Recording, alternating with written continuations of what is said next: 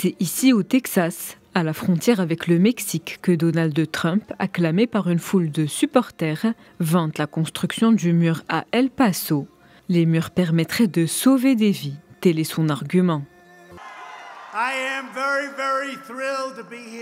Je suis vraiment content d'être ici dans le grand État du Texas, sur les bancs du légendaire Rio Grande, où nous avons commencé la construction du beau et grand mur.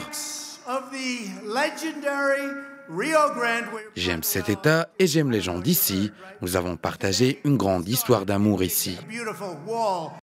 Peu avant que le président américain ne monte sur scène, des élus ont annoncé un accord de principe entre démocrates et républicains. Un accord destiné à éviter une nouvelle paralysie des administrations américaines. Le compromis prévoit 1,3 milliard de dollars pour des barrières aux frontières des États-Unis.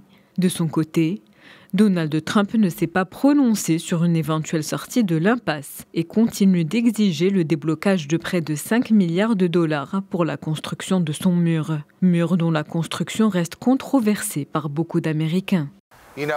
Vous savez, cette frontière est importante pour nous. Elle définit qui nous sommes. Nous avons de la famille qui traverse cette frontière tous les samedis. Elle est un atout pour l'économie et la culture. Donc quand on entend qu'il y a une communauté qui célèbre la construction de ce mur, on se dit non, ce n'est pas ce qui nous définit.